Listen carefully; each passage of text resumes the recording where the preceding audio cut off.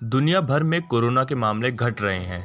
इसी बीच विश्व स्वास्थ्य संगठन ने चिंता जताते हुए कहा कि दुनिया भर में यूरोप ही एक ऐसा प्रमुख क्षेत्र है जहां कोरोना वायरस के केस और इस संक्रमण से हुई मौतों की संख्या में पिछले हफ्ते बढ़ोतरी हुई है। दोनों ही मामले में आंकड़ा डबल डिजिट पर पहुंच गया है।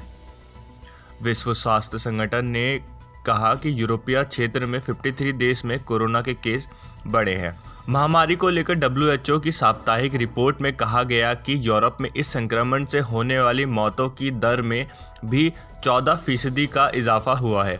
यहाँ कुल 1.6 मिलियन नए केस मिले हैं और 21,000 से ज़्यादा मौतें हुई है। रिपोर्ट में बताया गया है कि पिछले 7 दिनों में यहाँ 5,13,000 नए केस मिले हैं। पूर्वी यूरोप के कई देशों में संक्रमण बढ़ने पर पाबंदी लगाई गई, जिसमें रोमानिया और लातविया भी शामिल है। लातविया पूर्वी यूरोप का पहला देश है जहां संक्रमण बढ़ने के कारण लॉकडाउन लगाया गया है।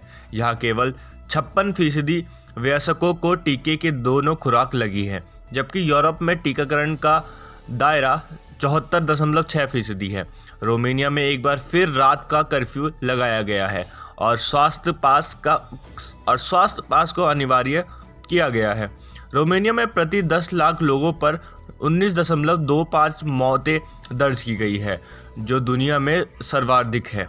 रोमानिया में प्रति 10 लाख लोगों पर 19.25 मौतें दर्ज की गई है, जो दुनिया में सर्वाधिक है। रोमानिया में केवल 35.6% लोगों का टीकाकरण हुआ है। इसी तरह बुल्गारिया में भी नए केस बढ़ने के खिलाफ में लोगों को सड़क पर उतरना पड़ रहा है।